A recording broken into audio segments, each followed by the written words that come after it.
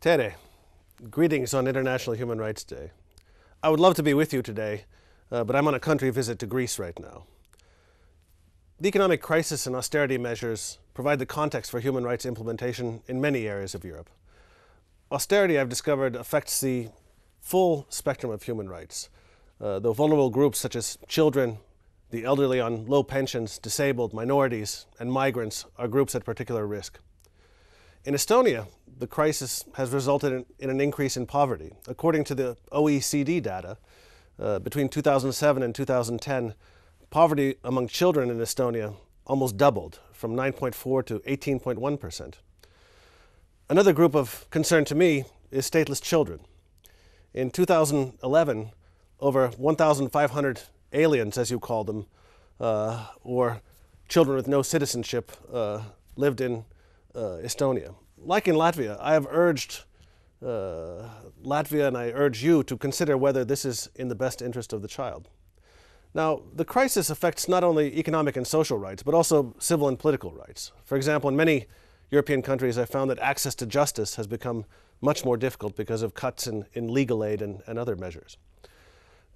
I think we have to pay particular attention to maintaining the level of human rights protection in the context of the crisis. In this regard, disproportionate cuts to ombudsman bodies, to equality bodies, to national human rights institutions must be avoided because these institutions are needed more than ever in the context of crisis. National human rights institutions play an essential role in protecting the human rights of vulnerable groups, but they can also provide advice to governments when austerity measures are being planned or implemented. While protecting human rights during the crisis, we also have to respond to new human rights challenges. That's why I welcome the focus of this conference on human rights in the internet.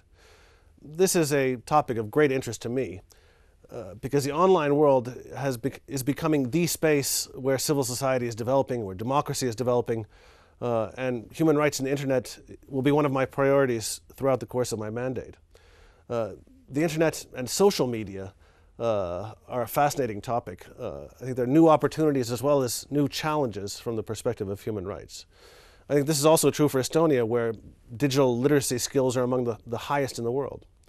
I think there's a huge potential in social media for awareness raising, for mobilization of activists, but I've seen in many countries efforts to block or restrict access to the internet and social media. Journalists and bloggers have been threatened or prosecuted for exercising their freedom of expression online. And some restrictions, of course, are legitimate. We cannot accept online hate speech and child abuse, but this can't be an excuse to block access in a more general way. I think we need to think a lot about governance of online space so that human rights and the safety of users can be guaranteed. This means reinterpreting existing human rights standards to fit this new context.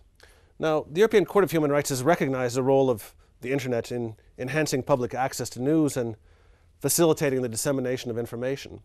It's also found that states have a positive obligation to set up an adequate regulatory framework for protecting freedom of expression on the internet. The Council of Europe has been at the forefront of developing standards for the online world. We have the Convention on Cybercrime and various recommendations of the Committee of Ministers on social networking and on the universality and openness of the internet. These are all, I hope, very useful for member states. I intend to assist member states in making progress towards full compliance with their human rights obligations.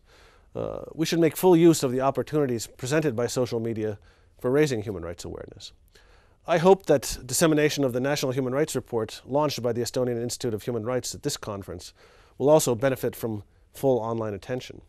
I wish you all the success to your discussions and look forward to seeing you soon in Estonia. Thank you.